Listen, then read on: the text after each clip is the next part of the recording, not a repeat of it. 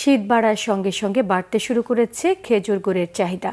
খেজুর গুড়ের পাশাপাশি কুমড়ো বড়ি সহ ঐতিহ্যবাহী খাবারের যোগান দিচ্ছেন উত্তরবঙ্গের বেশ কিছু উদ্যোক্তা। তবে সরকারি সহায়তা পেলে দেশের বাজারের চাহিদা মিটিয়ে এসব পণ্য রপ্তানি করা সম্ভব বলে মনে করছেন তারা। উত্তরের জনপদ নাটোর ঘুরে এসে বিস্তারিত জানাচ্ছেন সহকর্মী মামুন আবদুল্লাহ। কুয়াশার আড়মোড়া ভেঙে পূব আকাশে দেখা মিলেছে আলস্য মাখা সূর্যের। ততক্ষণে দল বেঁধে খেজুর বাগানে হাজির ছোট থেকে বৃদ্ধ সব বয়সী মানুষ। খেজুরের রসের মধুর স্বাদ নিতেই শীত ঘুমের আয়েশ ছেড়ে আসা। একদিকে চলছে রসের মেলা, অন্যদিকে সেই রস দিয়েই তৈরি হচ্ছে খেজুর গুড়। প্রাকৃতিক পদ্ধতি আর শতভাগ কেমিক্যাল মুক্ত গুড় তৈরি নিজ চোখে দেখে উচ্ছ্বসিত ক্রেতা দর্শনার্থীরাও।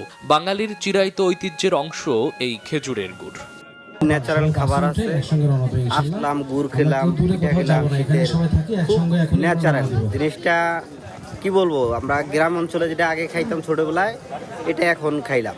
কাস্টমার যিনি খাবেন মানে খেতে চান, তারও ইচ্ছা থাকতে হবে যে অথেন্টিক খাবার এবং বিষমুক্ত খাবার তিনি খাবেন। যদি কারো সদিচ্ছা থাকে, সততা থাকে, সে অবশ্যই ভেজাল মুক্ত খাবার কাস্টমারের কাছে পৌঁছে দিতে পারবে।